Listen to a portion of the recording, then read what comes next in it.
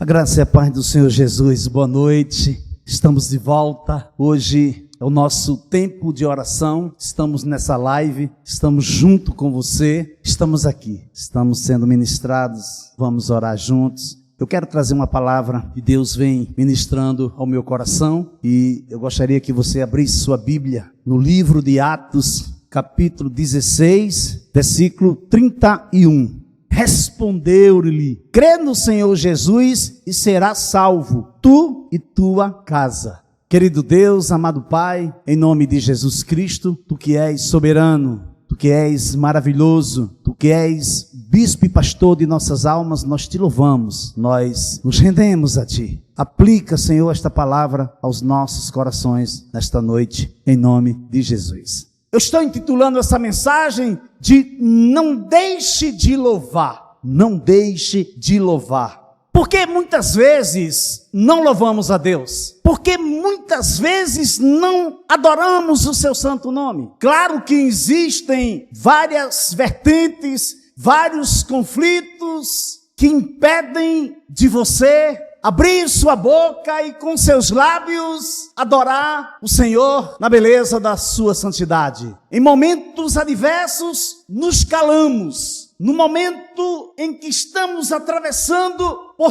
tão grande luta, nos fechamos, nos trancamos, entramos dentro da caixa e não abrimos a nossa boca, não nos reunimos como estamos reunidos aqui, separados sim, apenas em corpos, mas juntos em espíritos. Não costumamos entender o poder que tem o louvor, o poder que tem de romper barreiras, fronteiras e chegar até o coração de Deus. Existem conflitos interiores que impedem, sim, de muita gente, de muitos irmãos, de abrir a sua boca e louvar ao Senhor. E essas barreiras, esses motivos, nos impedem de avançar, de desenvolver nossa fé, de expandir nosso conhecimento em detrimento daquilo que Deus já tem preparado em seu coração para cada um de nós, dentro do seu propósito, dentro da sua vontade soberana. Mas as Escrituras Sagradas não isentam ninguém por nenhum desses motivos. Você já se deparou com alguém que diz que não abre a sua boca para louvar a Deus porque é desafinado ou desafinada?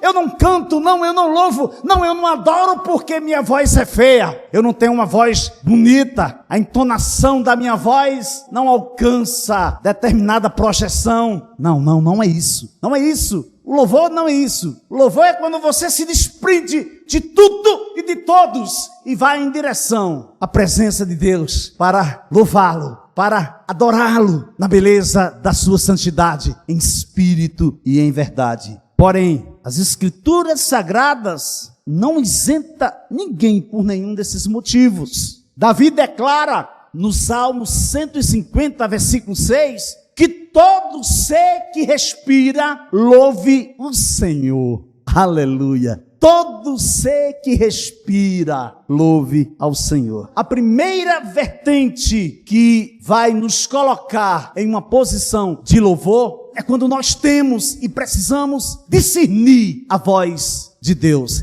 discernir a voz do sumo pastor. Para onde eu quero ir, mas para onde Deus quer me enviar? Quando eu estou pleno, eu estou cheio da alegria do Senhor, por entender que a alegria do Senhor é minha força. A alegria do Senhor é a nossa força. Quando eu entendo que somente louvando a Deus, somente o adorando, eu vou estar pronto para ouvi-lo, eu vou estar pronto para obedecê-lo. O primeiro ponto desta noite é: venha e nos ajude. Versículo 6 do capítulo 16 de Atos. E percorreram a região frígio-gálata, tendo sido impedidos pelo Espírito Santo de pregar a palavra na província da Ásia. Chegando perto de Mísia, tentaram ir para Bitínia, mas o Espírito de Jesus não permitiu. E, tendo contornado Mísia, foram a Tróade. À noite, Paulo teve uma visão na qual um homem da Macedônia estava em pé e lhe rogava, dizendo: passe a Macedônia e ajude-nos. Tudo dá-se início quando Paulo abre mão da sua própria vontade. Você vê que os planos de Paulo e seus amigos, os homens que estavam com ele nesta missão, qual era o propósito do coração de Paulo? Era expandir o evangelho. Ele estava fazendo aquilo que para ele era o mais correto fazer. No entanto, mesmo assim, Paulo querendo ir mais adiante, desejando, ansioso pela expansão das boas novas de Cristo, ele foi impedido de prosseguir, ou eles foram impedidos de prosseguir. Primeiro, Paulo queria pregar a palavra na província da Ásia. O Espírito Santo o impediu. Depois, ele queria pregar a palavra na cidade de Betínia, mas o Espírito de Jesus não o permitiu. Foi então que Paulo teve uma visão, no qual um homem da Macedônia estava em pé e lhe rogava dizendo: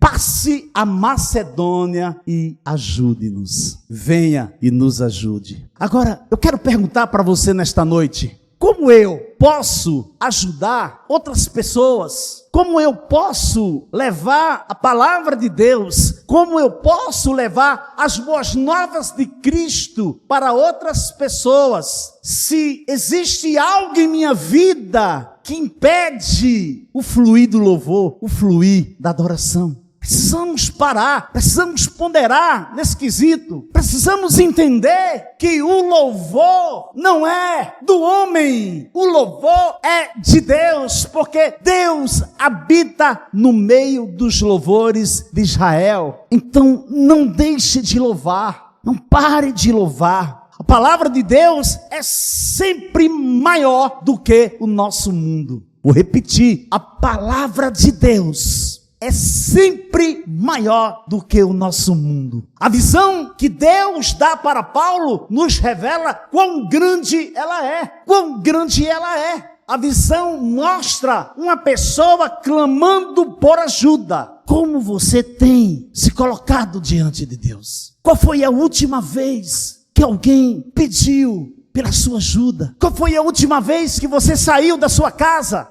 que você saiu da sua cidade e foi em direção aonde uma pessoa que há muito você não vê, pediu sua ajuda, clamou a Deus por socorro e Deus mostrou você para aquela pessoa? Qual foi a última vez que você ouviu a voz do Senhor, ouviu a voz de Cristo, ouviu a voz do Deus Todo-Poderoso e prontamente você atendeu? Se prestarmos bem atenção, a visão que Deus traz para Paulo vai interromper sua própria vontade, mas vai ampliar a visão do seu coração, vai interromper o processo em andamento por uma causa justa. Venha e ajude-nos, venha e ajude-nos. Assim que Paulo teve a visão, imediatamente procuramos partir para aquele destino, concluindo que Deus nos havia chamado para lhes anunciar o Evangelho. Tendo, pois, navegado de Troade, fomos diretamente para Samotrácia e no dia seguinte a Neápolis. Dali fomos a Filipos, cidade da Macedônia, primeira do distrito e colônia romana. Nesta cidade permanecemos alguns dias. Atos capítulo 16, versículo 10 a versículo 12. Você percebe que há prontidão, você percebe que não há mais dúvidas no coração de Paulo e seus companheiros, que aquela era sim a vontade de Deus, que eles fossem para a cidade de Filipos. E prontamente eles atenderam, eles se submeteram e foram de encontro daquilo que Deus tinha preparado para eles. O interessante é que nesse momento eles não sabem ao certo com o que eles irão se deparar. Eles não procuram saber por quê, para quê. Não, simplesmente, prontamente eles seguem em direção a Filipos. Imediatamente procuramos partir para aquele destino, concluindo que Deus havia chamado para lhes anunciar o Evangelho. Que coisa maravilhosa. E por que muitas vezes duvidamos? Por que muitas vezes não nos encontramos prontos para realizar a tarefa designada? Simplesmente porque em dado momento estamos mais preocupados com os nossos afazeres, com os nossos compromissos, com nossas próprias prioridades e não entendemos. Não entendemos porque não discernimos. Não entendemos porque não identificamos e não sabemos com exatidão quando Deus está me mandando para aqui, para lá ou para acolá. Nos encontramos desconectados. Na maioria das vezes, isso acontece porque não nos submetemos, porque ainda não aprendemos a discernir a voz do sumo pastor. E se não conhecemos sua voz, não obedeceremos. Como é que eu vou obedecer a algo que eu não estou discernindo, que eu não estou tendo certeza? Mas pastor, como é que eu consigo discernir a voz do sumo pastor, de Jesus Cristo?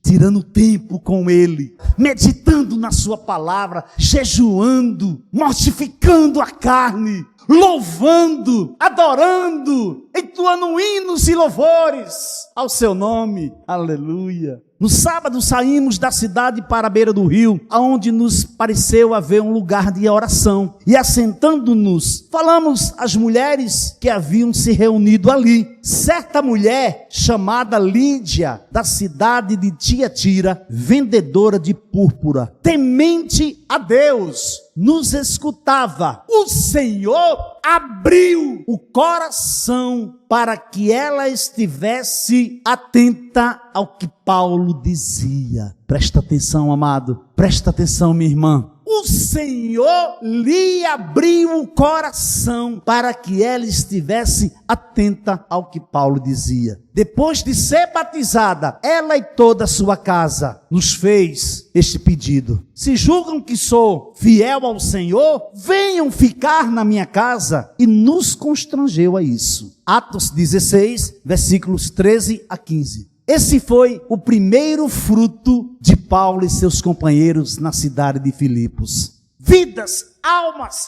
é como se fosse o coração de Deus pulsando nessa direção. Almas, vidas, aleluia. A família de Lídia, vendedora de púrpura. Segundo ponto, o nome sobre todo nome. Versículo 16 a 18. Aconteceu que, indo nós para o lugar de oração, veio ao nosso encontro uma jovem possuída de espírito adivinhador, a qual, adivinhando, dava grande lucro aos seus donos. Seguindo a Paulo e a nós, gritava dizendo: estes homens são servos do Deus Altíssimo e anunciam a vocês o caminho da salvação. Isto se repetiu por muitos dias. Então Paulo, já indignado, voltando-se, disse ao Espírito: em nome de Jesus Cristo, eu ordeno que saia dela. E na mesma hora, o Espírito saiu. Atos capítulo 16, versículo 16 a 18. Esta jovem endemoniada falava descontroladamente, e a sua fala descontrolada, suas palavras descontroladas,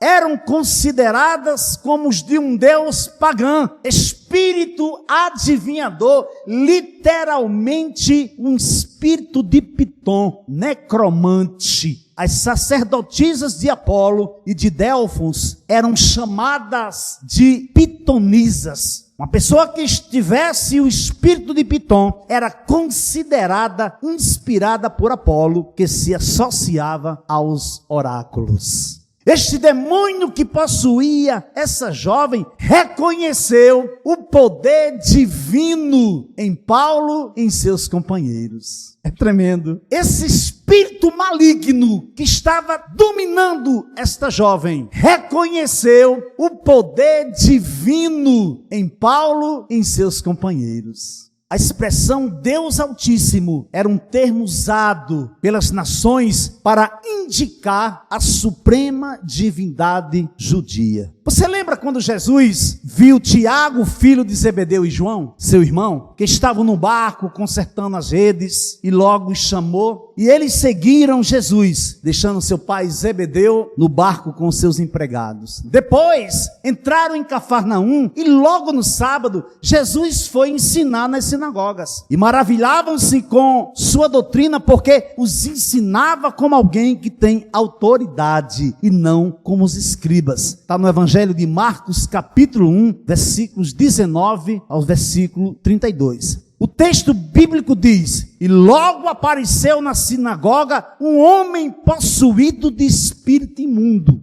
o qual gritou: o que você quer conosco, Jesus Nazareno? Você veio para nos destruir? Sei muito bem quem é você, o Santo de Deus. Amados, eu fico impactado. A palavra correta é essa. Fico impactado quando eu me deparo com um texto desse. Da mesma forma, o espírito maligno que possuía aquele endemoniado de Gadara. Eu fico impactado porque os demônios reconhecem que Jesus é o Santo de Deus. Os espíritos malignos reconhecem quando a autoridade de Deus, quando a divindade de Deus está sobre a sua vida. E os espíritos malignos, os demônios, se prostram e adoram o nome que é sobre todo nome. Mas você sabe o que é que me deixa impactado? É que quando eu leio um texto desse, eu me deparo com a realidade que não tem como não entristecer meu coração. Pessoas queridas, pessoas que nós amamos, pessoas que são do nosso convívio, pessoas que fazem parte da nossa geração, pessoas que são nossos familiares. Essas pessoas não se rendem a Jesus. Essas pessoas não reconhecem o Santo de Deus. E por não reconhecer o Santo de Deus, o Filho do Deus Altíssimo, elas não reconhecem o poder que está em mim, o poder que está em você, o dínamo de Deus. Aquele que é poderoso para fazer infinitamente mais do que tudo aquilo que pedimos ou pensamos, segundo o poder que nós opera. Mas eu creio que um dia eles mudarão de ideia, assim como eu, que passei a minha vida toda. Foram 20 anos cantando em cima de um palco, foram 20 anos na promiscuidade, mas um dia eu dobrei meu joelho, eu abri a minha boca e confessei que só o Senhor é Deus, que só Jesus Cristo é o Senhor da minha vida. Aleluia. E não pode ser diferente com você, meu irmão. Não pode ser diferente com você, meu irmão. Talvez você não entenda por que você está ouvindo essa mensagem. Talvez você não entenda por que você parou nesta live. É porque Deus quer dizer para você que você é precioso, que você é preciosa. E que você não está sozinho, que você não está sozinho. Mas Jesus o repreendeu dizendo: cale-se e saia desse homem. Então o espírito imundo, agitando-o violentamente e gritando em alta voz, saiu dele. E aquele homem ficou liberto.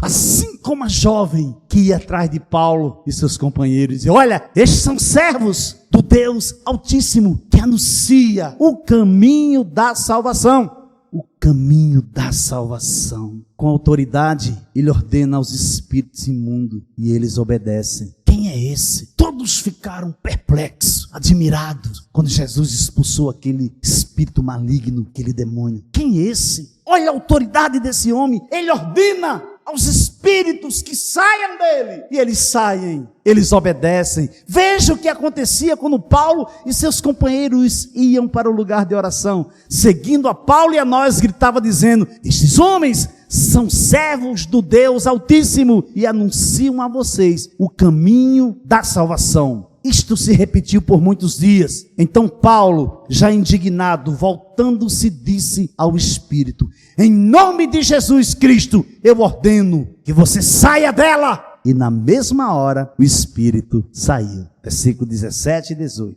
que foi que aconteceu quando os donos daquela jovem viram que se havia desfeito a esperança do lucro? Agarraram Paulo e Silas e os arrastaram para a praça, para a presença dos magistrados, acusando-os de perturbação pública, de propagar costumes que não eram deles. E a multidão unida se levantou contra eles, rasgando-lhes as roupas e açoitando-os com vara. Mas olha, neste momento Paulo poderia muito bem parar e perguntar: peraí, o que está acontecendo? Eu tinha projetado tudo.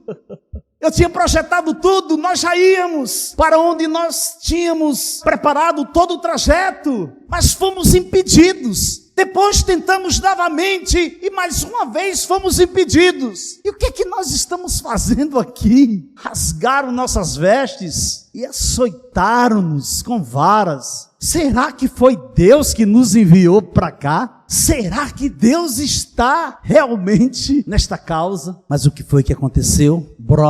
Nasce o segundo fruto desta viagem missionária. A vida desta jovem foi restaurada. Primeiro foi Lídia, vendedora de púrpuras, e toda a sua casa, toda a sua família. E agora a vida dessa jovem. Terceiro ponto e último: o louvor não cessou. E depois de lhes darem muitos açoites, os lançaram na prisão, ordenando ao carcereiro que os guardasse com toda a segurança. Este, recebendo tal ordem, levou-os para o cárcere interior e prendeu os pés deles no tronco. Por volta da meia-noite, Paulo e Silas oravam e cantavam louvores a Deus, e os demais companheiros de prisão escutavam. De repente, sobreveio tamanho terremoto que sacudiu os alicerces da prisão. Todas as portas se abriram e as correntes de todos os presos se soltaram. Atos 16, versículos 23 a 26. Paulo e Silas se encontravam presos no cárcere interior, com os pés presos, amarrados, subjugados, maltratados, humilhados. É exatamente neste momento que questionamos. Neste momento temos a convicção que estamos fazendo a vontade de Deus.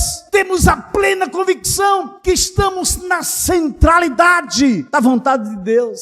Mas de repente a adversidade bate à nossa porta. As lutas começamos a sofrer perseguição. Em dado momento, esquecemos que quem está no barco sabe navegar. Quem está no barco não fica inquieto, não fica ansioso. Quem está no barco dorme, passa uma paz. E ele diz: essa paz que eu vos dou não é a paz que o mundo dá. No mundo tereis aflições, mas tende bom ânimo, porque eu venci. E você também pode vencer. O que acontece é que no momento da adversidade esquecemos. Então a primeira coisa que acontece: o louvor para, a adoração cessa. E nós começamos a questionar, começamos a perguntar para Deus o motivo. Por que estou passando por isso? Por que que isto está acontecendo na minha vida? Por que que aquilo aconteceu na minha vida? Mesmo humilhado, mesmo acorrentado aos pés, preso em um tronco, Paulo e Silas, não cessou o louvor.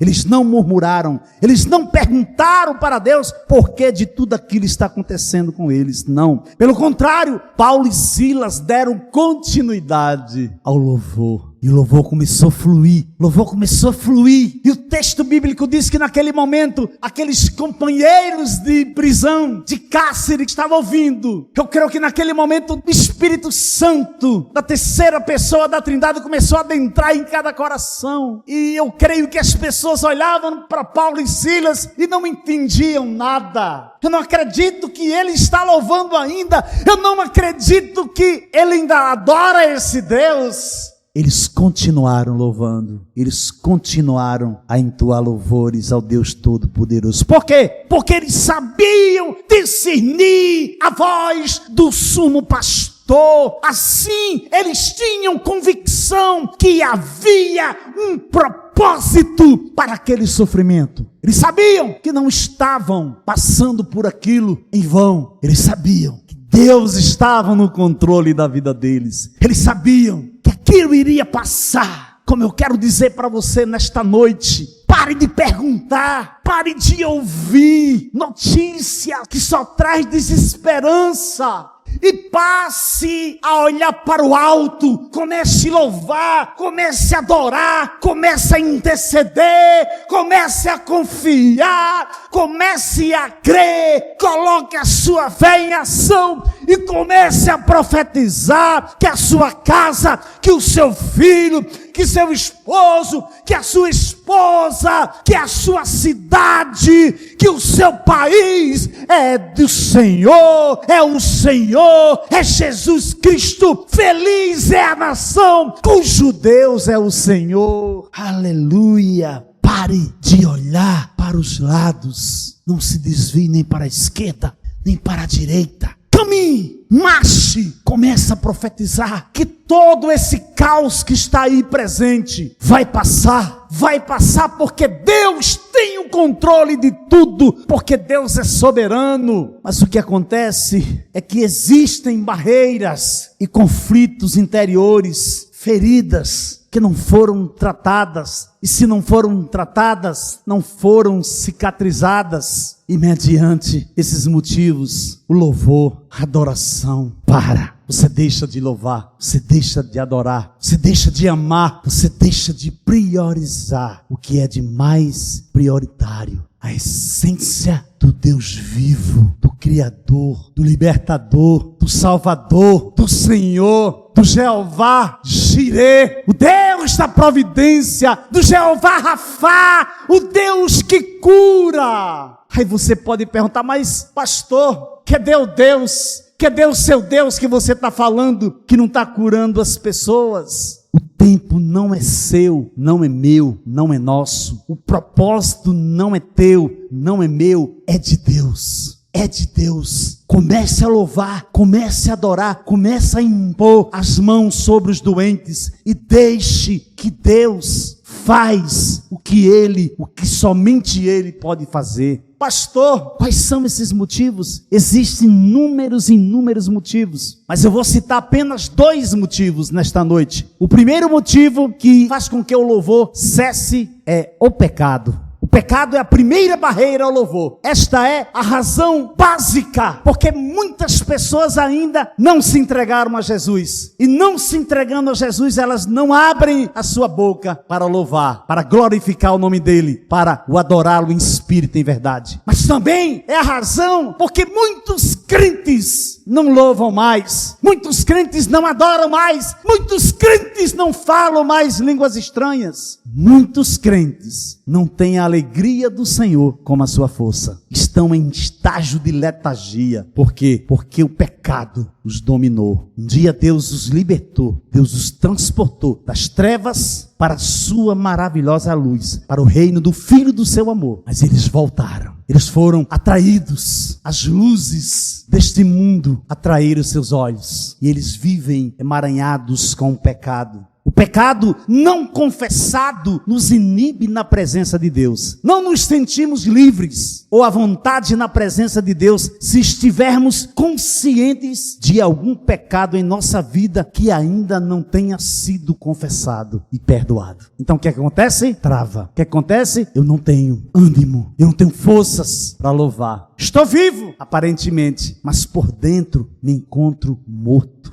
Novamente em meus pecados e delitos. É triste, é triste. Se no coração tivesse contemplado iniquidade, o Senhor não teria me ouvido. Vou repetir. Se no coração eu tivesse contemplado iniquidade, o Senhor não teria me ouvido. Entretanto, Deus me ouviu e atendeu a voz da minha oração. Salmos 66, versículo 18 e 19. Isso é Davi declarando: se eu estivesse consciente dos meus pecados, Deus não teria me ouvido. Segundo motivo que mina o louvor, que tira o ânimo do louvor na sua vida, é condenação. Primeiro, pecado. Segundo, condenação. Mesmo quando já fomos perdoados pelo Senhor, mesmo quando somos perdoados por Deus, nem sempre é fácil aceitar esse perdão por completo e perdoar nós mesmos. Você sabia? Você peca, Deus perdoa. Acontece assim: você pecou, você pediu perdão a Deus, Deus lhe perdoou? Ou Deus lhe perdoa? Perdoa. Você foi curado? Foi restaurado? Não. Que é isso, pastor? Mas Deus não me perdoou? Perdoou sim. Mas você foi curado? Não. Tiago diz que você precisa confessar o seu pecado ao seu irmão, ou melhor dizendo, ao seu discipulador, à sua discipuladora, e eles irão orar com você, e ali naquele momento você é restaurado, porque pode muito em seus efeitos a oração de um justo. Mas mesmo assim, mesmo você confessando a Deus, mesmo você confessando para o seu discipulador, para a sua discipuladora, você não se perdoa. Mesmo você sabendo que Deus se perdoou, você não se perdoa porque você está trazendo condenação sobre você. Ainda que Deus os tenha perdoado graciosamente, eles não conseguem perdoar a si mesmo. Olhando firmemente para o autor e consumador da fé, Jesus, o qual em troca da alegria que lhe estava proposta, suportou a cruz, sem se importar com a vergonha, e agora está sentado à direita do trono de Deus. Hebreus capítulo 12, versículo 2. Duas coisas que contém nesse texto que eu gostaria que você guardasse no seu coração. Duas coisas. Primeiro, quando nós lemos esse texto, ele desvia nossos pensamentos e atenção de nós mesmos e colocamos nossa atenção na pessoa bendita de Jesus Cristo.